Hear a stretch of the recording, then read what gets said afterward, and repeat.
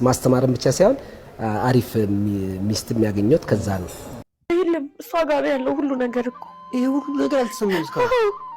ሊያ ምን አድርጋ ነው በዚህ ሰዓት ምግባሯ ብዙ ሰዎችን እያስቆጣ የሚገኘው? ሚስቴ ቆንጆ ናት ሲል አይ ዶንት ኖ ብቻ ሲል እናቴም ድሮ ቆንጆ ነበረች። ለምን የእናቴን ሞራል ይነካዋል?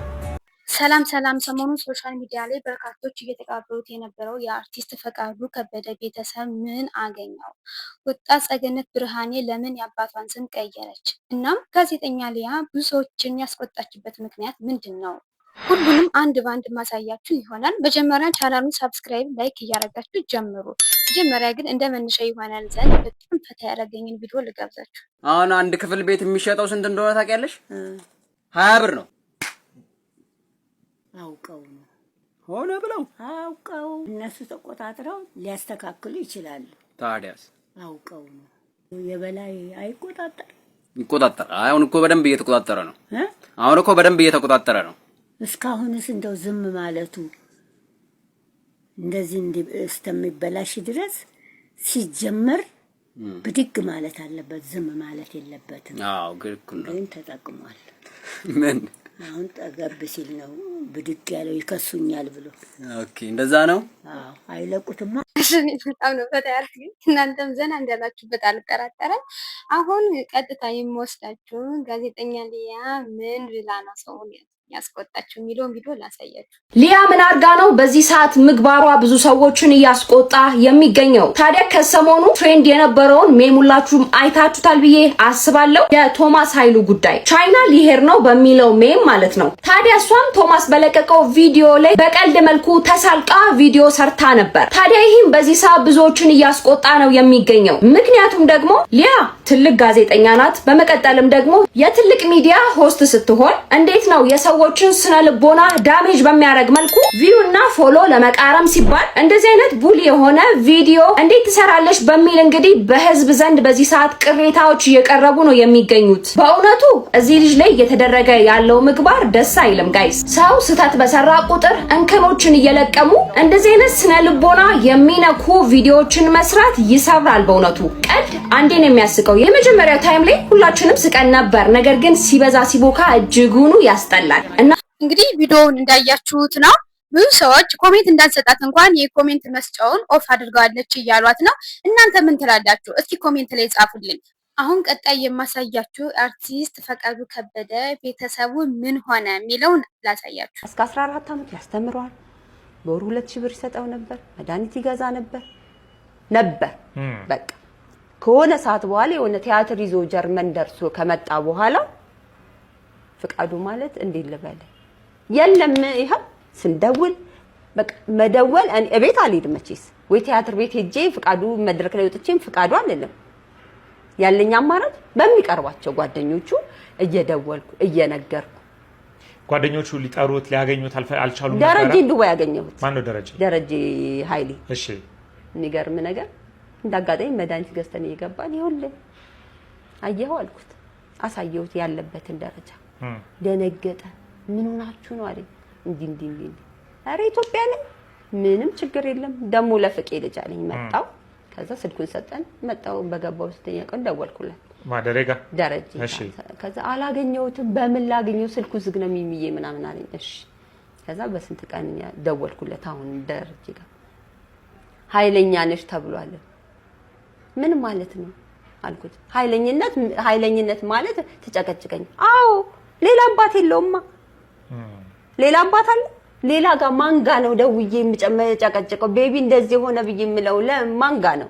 ፈቃዱ ለጋ እኮ ነው አይደል? ሌላ አባት ቢኖር አዎ ሌላ አባት ጋር ደውዬ ና ውጣ ገባ እላለሁ አይደል?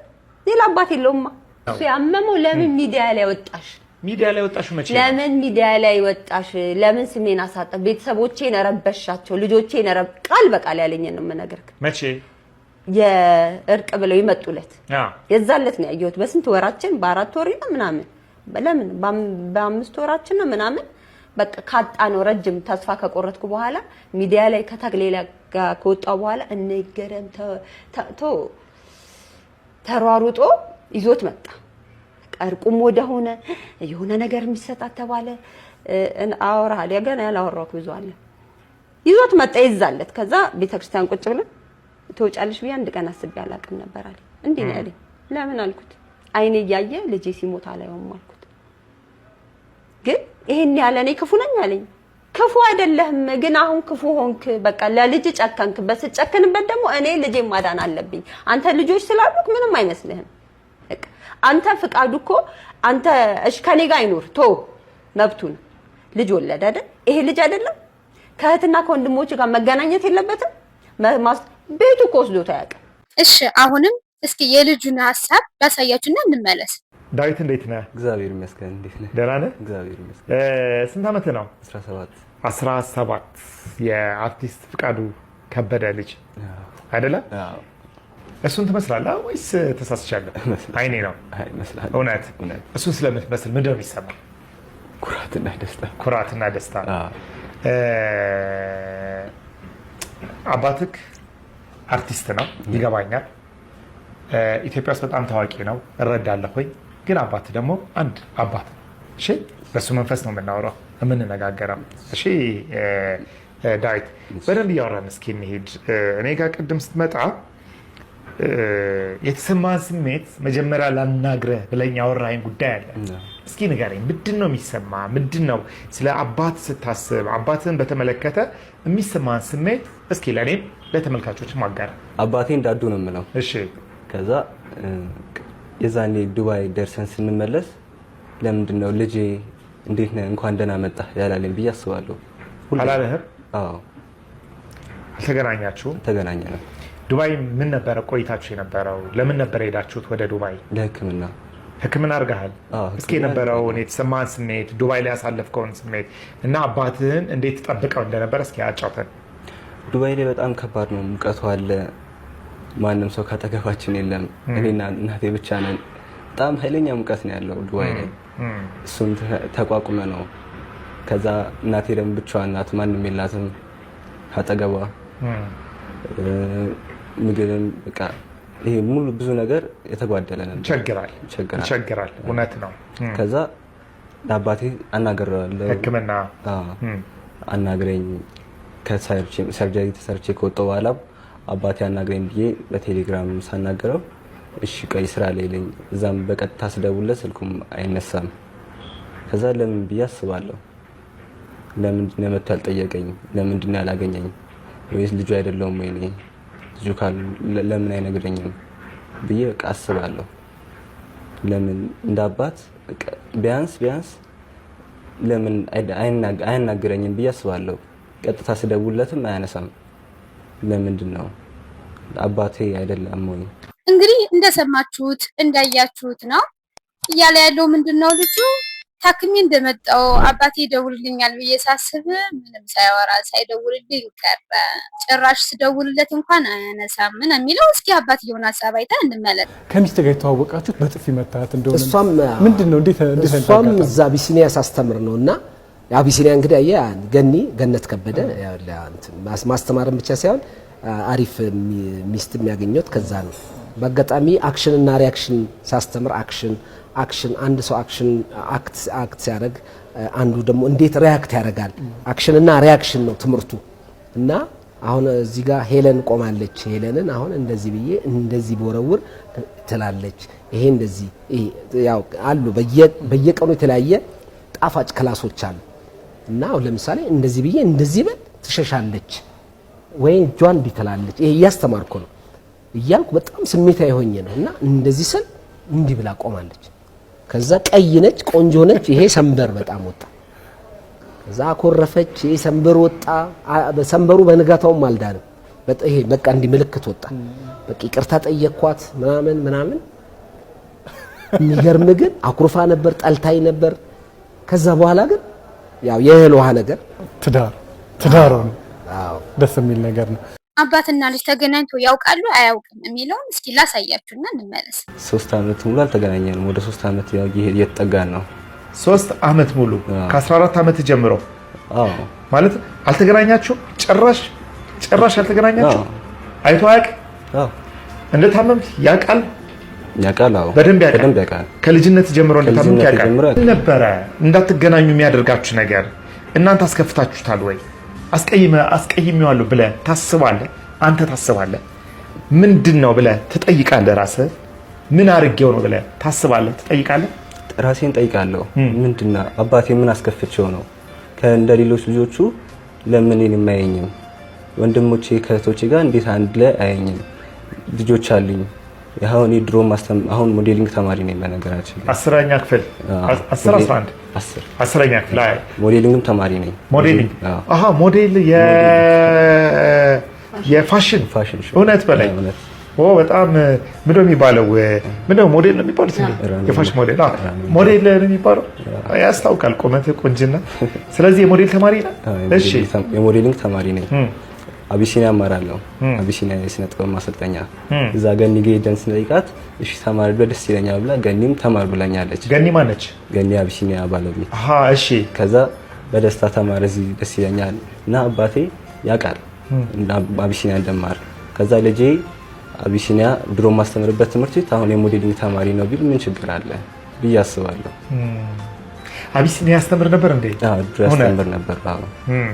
ስለዚህ አባት ድሮ ያስተምርበት የነበረው ትምህርት ቤት አንተ ሞዴሊንግ እየተማርክ ስለሆነ ያንን ሞዴሊንግ መማርህ ቢያወራል ቢናገር ለሌሎች ሰዎች ቢያወራ ደውሎ ትምህርት ቤቱ ጋር ልጄ ነው ቢል ደስ ይልህ ነበር? ደስ ይለኛል። እሱን አለማለቱ የሚሰማ ስሜት አለ? ይከፋኛል።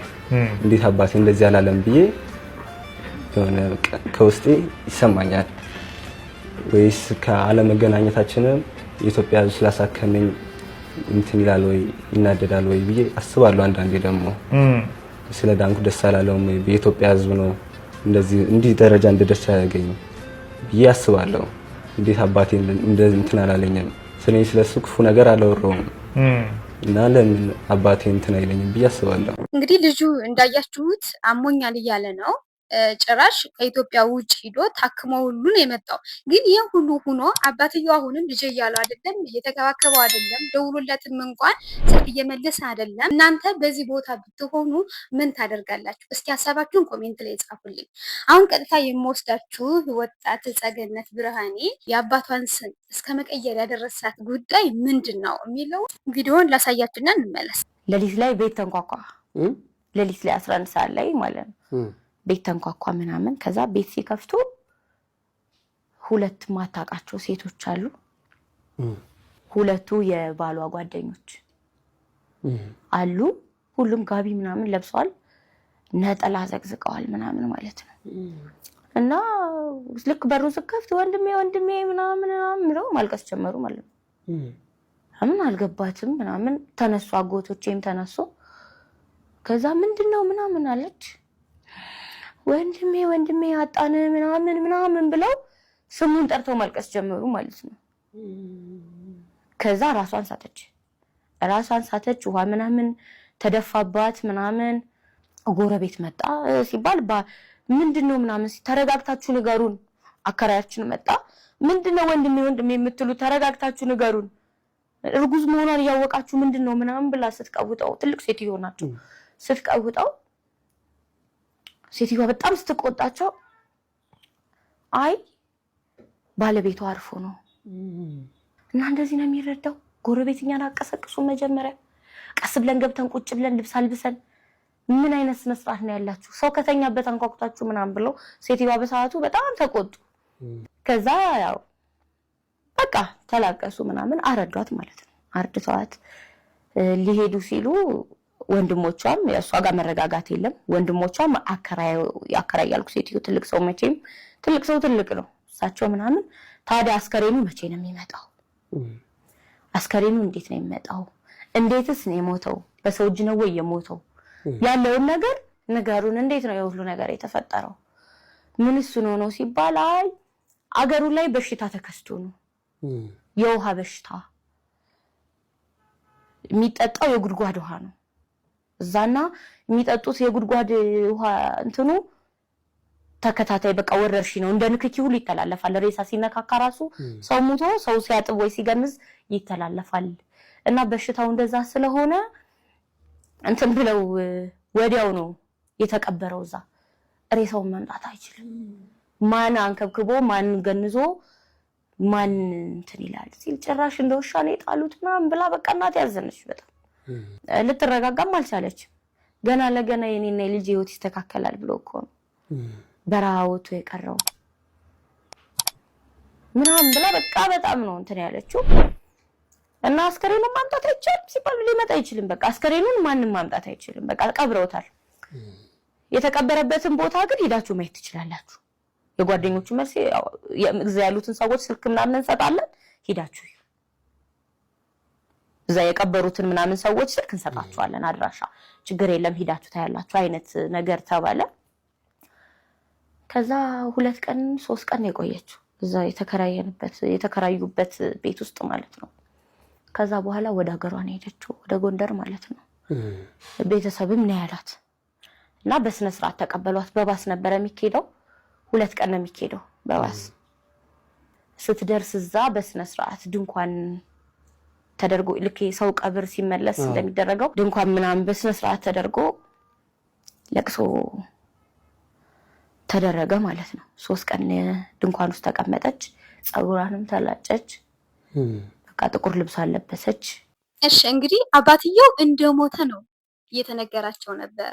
ግን አሁን አባትየው ሞቷል አልሞተም የሚለውን መጀመሪያ ላሳያችሁና እንመለስ። ሙቻለሁ ያልከውን ሰው በአካል አግኝተህ አባረኸው ይቅርና ዛሬ እዚህ ስትቀርጽው ያልከውን ነገር ትክክል አትረሳው።